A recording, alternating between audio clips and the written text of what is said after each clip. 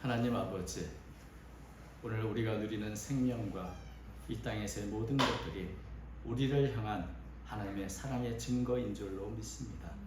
오늘도 귀한 찬양을 통해 영광 돌려옵는 샤론 찬양대원들을 기억해 주시고 때마다 일마다 그때 삶 속에 간섭하셔서 더 아름답게 더 귀하게 쓰임받는 귀한 성도가 되도록 축복해 주옵소서. 마음에 손을 갖고 기도하는데 응답해 주시고 아름다운 찬양과 또한 삶의 열매로 늘 하나님께 영광 돌릴 수 있도록 붙잡아 주옵소서. 우리가 심히 부족한 종이 주의 말씀을 들고 섰습니다. 주의 성령께서 깨닫게 해주시고 친히 사용하여 주시옵소서. 오늘도 하나님의 말씀 안에 듣는 이나 전하는 이가 담비 하나님의 은혜를 깨닫는 귀한 한 시간 삼아주시고 나오며 예수님 이름으로 기도합니다. 아멘. 요즘에 그 AI 기술이 굉장히 발달되었다는 것을 어제 좀 실감을 했습니다. 어제 인터넷을 보니까 그 이스라엘과 이란이 이렇게 서로 폭격하는 그런 영상이 있어서 굉장히 실감나게 이렇게 찍은 것이 있더라고요. 그래서 야, 정말 이런 일이 있구나 하고 봤는데 나중에 볼게 AI로 만든 영상이더라고요. 그래서 그것을 올린 사람도 몰랐고 보는 사람도 모르는 나중에 근거를 찾아보니 그런 것이 아니고 만들었는데 굉장히 참 정교하고 실감나게 만든 그런 영상 연구 보면서 이제는 눈으로 봐도 믿지 못하겠다. 뭐 예전에 사진이 이렇게 뭐 보정돼서 하지만 지금 사진이 아니라 영상 자체를 봐도 이게 사실이라고 100% 확신하지 말고 이게 진짜인지 아닌지 먼저 좀 이렇게 근거를 찾아봐야겠다는 생각을 했습니다. 들었다고 다 믿지 말고 보았다고 확신하지 말자 이런 생각을 했습니다. 늘 의심하고 근거가 어딘지 정말 이것이 사실인지 이걸 확인하지 않고는 안심할 수 없는 그런 시대가 됐습니다. 그렇지 않으면 뭐 보이스피싱도 그렇고 또 계속 문자로 오는데 아주 교묘한 문자들이 또 많이 옵니다. 여기에 우리가 속을 수도 있겠죠. 그래서 헛된 시간 낭비하지 않으려면 가짜 뉴스나 가짜 정보에 현혹되지 않도록 늘 의심하는 것을 좀 생활해야 되지 않나 이런 생각을 했습니다. 예전에 의심이 안심입니다. 의심나면 의심하세요 라고 하는 그런 공익 광고가 있었는데 다시 한번 그 광고 카피가 실감이 났습니다. 근데 이것은 우리 신앙에 있어서도 좀 그런 것이 아닌가 생각합니다. 의심하면 이것은 믿음과 반대되는 것 같아서 우리가 결코 해서는 안 될 것으로 생각합니다만은 여러분 어떤 면에서는 우리가 확신을 갖기 위해서는 의심의 과정을 거쳐야 합니다. 의심을 통해서 이것이 정말 그러한가? 옛날 베레아 지역의 성도들이 말씀을 전했더니 그것을 가지고 이것이 정말 그러한가 해서 깊이 상고했던 것처럼 우리도 하나님의 말씀 또 내가 갖고 있는 믿음이 정말 이것이 내가 확신할 수 있는 것인가를 확인해야 됩니다. 의심이 날 때 이것은 굉장히 잘못된 생각이야. 그럼 버려야지. 그래서 의심이 나는데도 묻지 않고 의심이 나는데도 그것을 그냥 아무 일도 아닌 것처럼 감추고 덮고 믿음 있는 것처럼 하는 것은 오히려 믿음의 해가 됩니다. 의심이 난다면 그 의심을 갖고 씨름을 해야죠. 파스칼은 팡세에서 이렇게 말했습니다. 의심 없이 믿는 것은 생각이 없는 것이고 확신 없이 믿는 것은 위험한 일이다. 다시 말하면 아무것도 의심하지 않고 무조건 받아들이는 것은 그것은 맹신이 될 수 있고 또 믿는다고 하면서 확신 없이 있는 것은 오히려 위험할 수 있다. 믿으면 확신 100%를 믿어야죠. 믿는 것도 아니고 안 믿는 것도 아니고 이런 것은 오히려 우리 영혼에 해가 되지 않겠습니까? 그래서 적어도 불신에 의한 의심이 아니라 분별을 하기 위한 의심은 믿음의 적이 아니라 오히려 믿음을 성숙시켜주는 과정이 됩니다. 확신은 모든 의심을 이겨낸 겁니다.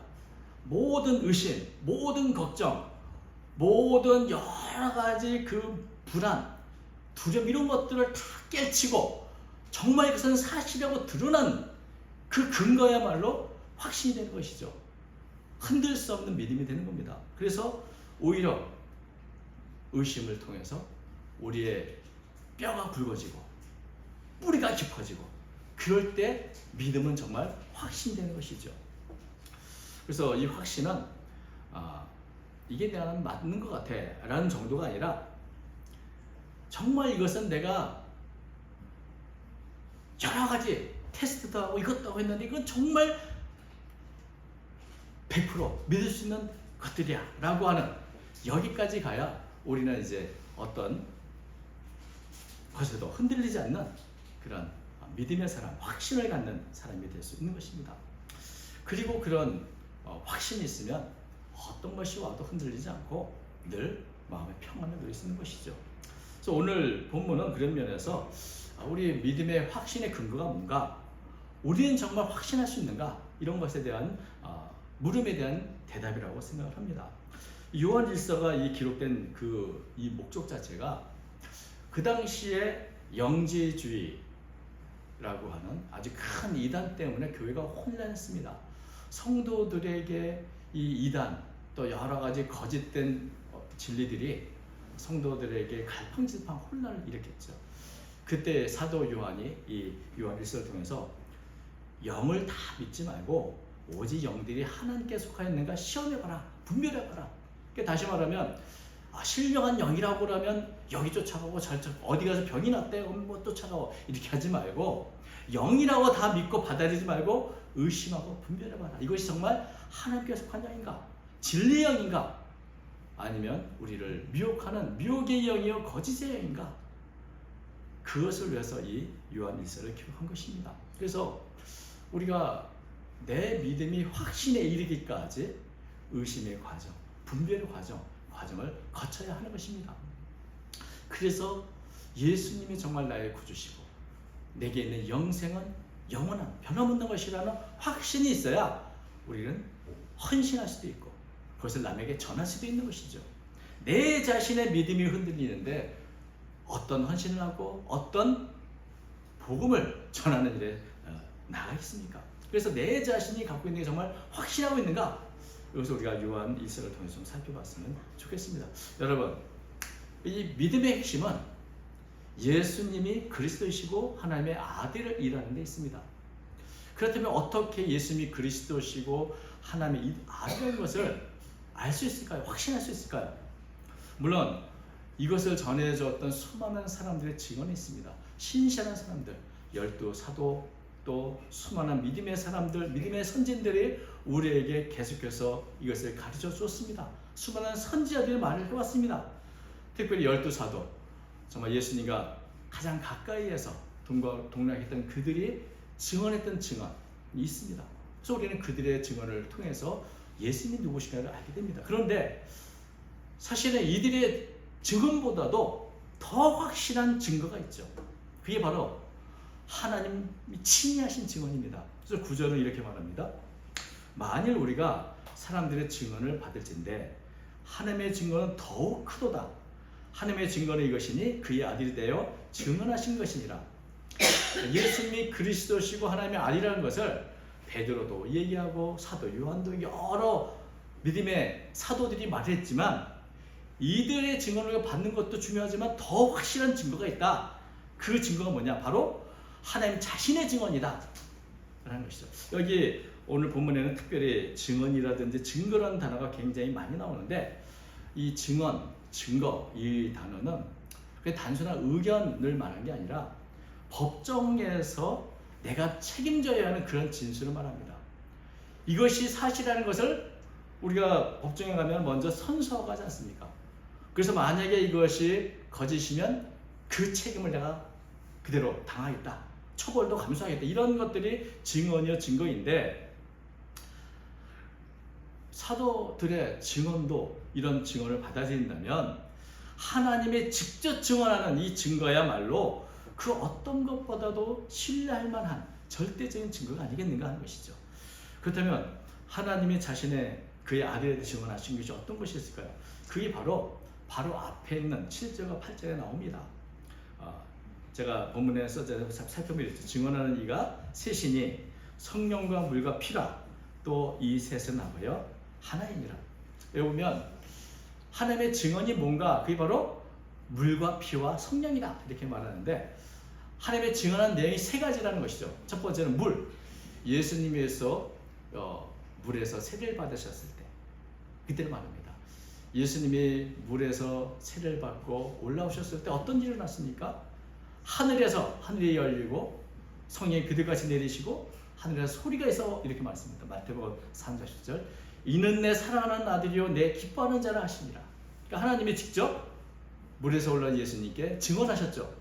또 마찬가지로 십자가에서 흘리신 피, 바로 그것이 피죠. 예수님의 십자가의 피에 대해서 증거한 분도 하나님이시다. 사실 십자가에서 예수님을 제물로 삼으신 분도 하나님이시고 그 예수님이 죽으시자 사흘 만에 부활시킴으로써 하나님의 아들이라는 것을 입증하신 분도 하나님이시고 또 예수님이 십자가를 지기 위해 예루살렘에 갈 때 그 변화산에서 그 별세에 대해 말할 때 직접 또 증언도 하셨습니다. 마태복음 17장 5절 보면 후련히 빛난 구름이 그들을 덮으며 구름에서 소리가 나서 이르되 이는 내 사랑하는 아들이요 내 기뻐하는 자라. 기뻐하는 자니 너희는 그의 말을 들으라 하는 자. 그러니까 하나님께서 물에서 세례를 받으실 때 십자가를 통해서 십자가에 지실 때도 그 전에 직접 증언하셨고 그리고 세 번째 성령. 예수님께서 이 땅에 행하신 수많은 기적과 사건들 그것은 곧 성령으로 행하신 것이고 성령은 곧 하나님이시기 때문에 예수님께 행하신 모든 일들이 곧 하나님의 증언이요 증거라. 그래서 이것은 예수님께서 친히 이렇게 말씀하신 적이 있습니다. 요한복음 5장 3절 6절 아버지께서 내게 주사 이루게 하시는 역사 곧 내가 하는 그 역사가 아버지께서 나를 보내신 것을 나를 위하여 증언하는 것이요. 그러니까 예수님이 이 땅에서 행하신 모든 기적들, 역사, 이 모든 것들이 다 하나님께서 보내신 것을 하나님이 직접 증언하는 것들이다 하는 것이죠. 그러니까 여기 있는 것처럼 예수님의 세례, 십자가 그리고 성령으로 한 역사, 바로 물과 피와 성령이 바로 하나님께서 예수님에 대해 직접 증언한 것이죠. 직접 알려주신 것이죠. 이런 것이 우리가 역사적으로 볼 수 있는 또 기록된 하나님의 증거입니다. 이거 외적인 증거죠. 그러나 외적인 증거와 함께 또 하나의 증거가 있습니다. 바로 우리가 예수를 믿을 때 갖는 마음의 증거. 10절은 이렇게 말합니다. 하나님의 아들을 믿는 자는 자기 안에 증거가 있고 하나님을 믿지 아니하는 자 하나님을 거짓말하는 자로 만드나니 이는 하나님께서 그의 아들에 대하여 증언하신 증거를 믿지 아니하였습니다.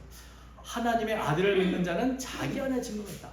하나님을 믿을 때 성령으로 변화되는 나의 모습, 성령 안에서 내가 갖게 되는 평안, 성령 안에 변화된 나의 성품, 나의 삶 이런 것들이 나만이 아는 증거가 된 것이죠. 저희 어머님은 환갑 지나서 예수를 믿으셨는데 세례 받을 때 그거 목사님 물으셨답니다. 어떻게 교회를 다니고 예수를 믿으니 뭔가 좀 달라진 게 있습니까? 그랬더니 내가 다른 건 잘 모르겠는데 굉장히 마음이 평안이 있습니다. 그랬더니 그거는 족합니다. 성령께서 함께 하시는 증거죠. 어찌 보면 우리가 많은 지식이나 것이 아니라 나만이 알고 있는 세상에서 표현할 수 없는 나만이 갖고 있는 그 평안, 나만이 갖고 있는 변화 이런 것들 그게 바로 우리가 하나님을 아들 믿는 자에게 나타난 내 안에 있는 나만이 아는 증거가 됩니다. 하나님의 아들을 믿는 자는 자기 안에 증거가 있다. 그래서 이렇게 갖게 되는 확신은 논리적으로 맞기 때문은 아니다. 내가 직접 느끼고 알기 때문에 하는 것이죠. 사실은 우리가 갖고 있는 확신이라는 것은 단순한 객관적으로 동의하는 것이 아니라 내가 하나님을 믿기로 결단하는 데부터 시작되는 겁니다. 니체라는 철학자는 이렇게 말했습니다. 확신은 지식에서 나오는 것이 아니라 마음속 깊은 곳의 결심에서 나오는 것이다. 그러니까 무슨 말입니까? 논리나 객관적인 사실이 이렇게 맞아라고 해서 우리는 그것을 받아들일 수 있지만 그것이 확신까지 가지 않습니다. 그렇지 않습니까? 확신은 내가 그것을 받아들이기 시작하려고 하고 믿기로 결단한 의지이죠. 이것은 내가 받아들여, 이것은 내가 믿는 거라고 스스로에 대한 결단의 결과라는 것이죠. 다시 말하면 이제 이것을 믿음에 좀 적용해 보면 우리가 하나님을 신뢰하기로 받아들이는 순간 그때 내 안에 확신이 생깁니다. 하나님의 보여진 증거를 내가 받아들이고자 하는 결단을 하면 하나님의 그 신실하심 통해서 우리는 확신을 갖게 된다는 것이죠. 이것을 하나 예를 들면 이렇습니다. 시편 34편 8절에 보면 너희는 여호와의 선하심을 맛보아할지어다 이렇게 되어 있습니다. 여호와의 선하심을 알기 위해서는 맛을 봐야 하는 건데 우리는 어떡합니까? 맛보기 전에 하나님의 선하심을 알려고 합니다. 알 수가 있을까요? 여러분, 사과의 맛을 어떤가? 어떤 사과가 알려면 맛을 보면 아는데 맛보기 전에 알려는 것은 힘들죠. 그래서 여호와의 하나님의 선하심, 그분의 신실하심, 그분이 어떤 분인가를 알기 위해서는 먼저 그분의 선하심을 내가 맛을 보면 이렇구나 하는 것을 내가 알게 되고 더 깊이 확신을 갖게 된 겁니다. 이게 순서가 굉장히 중요합니다. 왜냐하면 여러분, 많은 분들이 증거가 확실하면 나는 믿을 거야. 이것이 정말 하나님께로 온 것이 확실한 증거들만 있다면 나는 믿을 거야 라고 생각합니다. 그래서 누가 말했는지 압니까? 바로 바리새인들이 이렇게 말했습니다. 당신이 하나님께로 왔다면 그 증거를, 기적을 보여달라 라고 말합니다. 그런데 예수님께서 행하신 기적과 역사가 얼마나 많고 얼마나 많은 증거가 있습니까? 그러나 바리새인들은 예수님을 결코 믿지도 받아들이지 않았습니다. 왜? 이미 그들은 그의 마음속에 거부할 것을 결정했기 때문에. 무슨 말을 해도 내가 듣지 않고 무슨 말을 해도 내가 받아들이지 않기를 내가 결단했기 때문에 아무리 이런 마음속 있는 사람들에게는 수많은 증거와 수많은 증언, 심지어 하나님이 직접 보여주는 일이 있을지라도 받아들이지 않습니다. 문제는 의심이 아니라 불신이죠. 하나님에 대한 거역.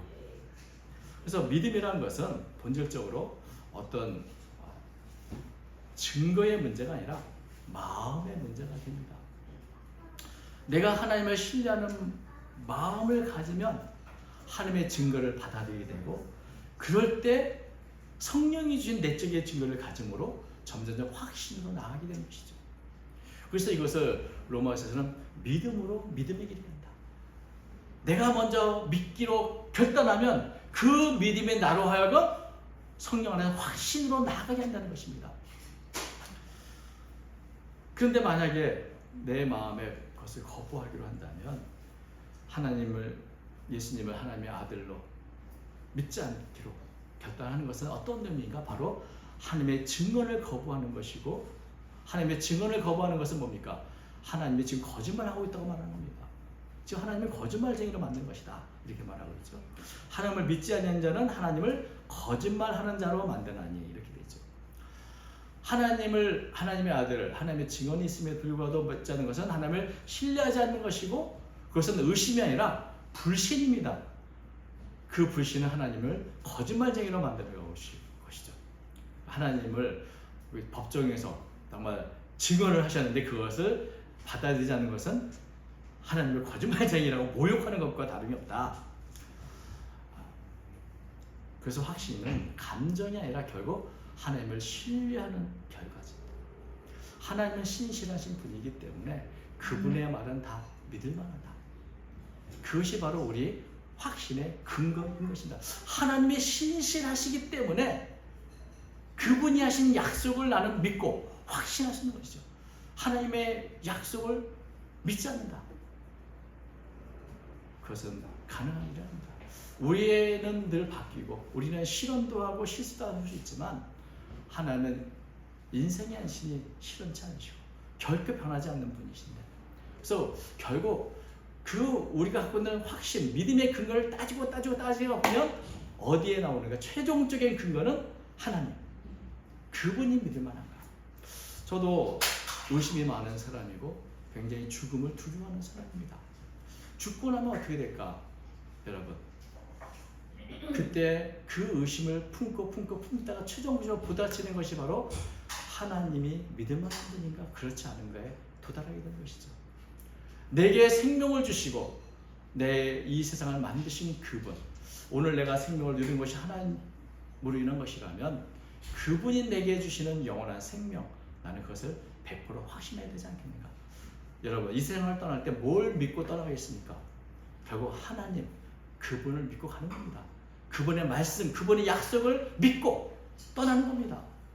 그것이 성도가 갖는 최종적인 확신의 근거이시죠. 하나님을 신뢰하는 믿음이 확신의 출발점이고 우리의 믿음의 시작이 됩니다. 11절은 말합니다. 또 증거는 이것이니 하나님 우리에게 영생을 주신 것과 이 생명이 그의 아들 안에 있는 그것입니다. 아들이 있는 자에게는 생명이 있고 하나님의 아들이 없는 자에게는 생명이 없습니다. 생명은 예수 그리스도 안에 있다.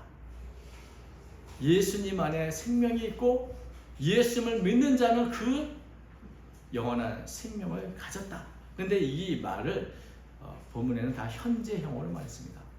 있다는 말. 이것은 다시 말씀드리면 이제 우리가 예수님을 믿었으니 앞으로 죽은 후에 미래 영생을 받을 거다라는 말이 아니라 예수를 믿는 그 순간 예수님의 영원한 생명이 내가 지금 누리고 있는 것이라고 하는 것이죠. 그래서 믿음이라는 것이 우리가 죽어서 영원한 생명을 소유할 거라는 것이 아니라 예수를 믿는 자는 바로 이 시간 영원한 생명을 가진 것이고 이 생명을 누리는 자라는 겁니다. 그래서 참 믿음이 단순히 어떤 내 인식에 내가 받아들이는 정도가 아니라 바로 내가 믿는 그 순간부터 예수님의 생명을 내 삶에서 누릴 수 있다는 것이죠. 바로 이게 얼마나 중요한지 요한 사도는 이것을 우리로 하여금 알기를 원했습니다. 13절 내가 하나님의 아들의 이름을 믿는 너에게 이것을 쓰는 것은 너희로 하여금 너에게 영생이 있음을 알게 하느니라. 영생이 있을 것이 아니라 지금 현재 영생을 네가 가지고 있다는 것을 알기를 바라는 것이죠. 그래서 내 안에 하나님의 영생, 예수님이 주시는 예수님 안에 영생이 있다는 것을 알 때, 그것을 확신할 때 우리의 삶이 바뀌게 되고 우리는 그 결과로 하나님 앞에 담대하게 나가서 기도할 수 있는 것이죠. 이제는 내가 예수님의 생명이 내 안에 있기 때문에 천지를 창조하신 어찌 보면 너무나 위대한 우리는 번쩍할 수 없는 그분의 위험 가운데 있지만 우리는 담대하게 나가서 기도할 수 있다는 겁니다. 그를 향하여 우리의 가진 바 담대함이 이것이니 그의 뜻대로 무엇을 구하면 들으십니다. 우리가 무엇이든지 구하는 바를 들으신 줄 안즉 우리가 그의 구한 것을 얻을 줄을 또 아나니라. 우리가 예수님의 생명이 내 안에 있다는 가장 큰 증거 중에 하나가 하나님 앞에 담대히 나갈 수 있는 것이 바로 그 가장 큰 증거입니다. 하나님께 담대히 나갈 수 있는 것은 용기가 아니라 이제는 예수님 안에서 내가 하나님의 자녀가 됐다. 나와 하나님은 이제는 뗄래야 뗄 수 없는 그런 관계가 있다는 확신 속에 나오는 겁니다. 그래서 이런 확신으로 우리는 담대히 기도하고 응답은 하나님께서 책임져 주십니다. 여러분, 자녀와의 아버지, 부모 이 관계를 보면 자녀들한테 저도 이제는 아이들의 아빠이고 할아버지인데 아이들이나 손자가 나한테 담대하게 구할 때가 있습니다. 마치 맡겨둔 것처럼. 자녀들은 그렇게 뭔가 맡겨놓은 것을 다 구하죠. 필요한 대로 구합니다.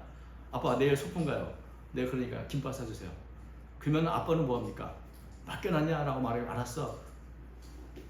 쇼핑하러 갑니다. 김밥 재료 사러. 그게 아버지의 마음이죠. 여러분, 하나님과 우리의 관계 그렇다는 겁니다.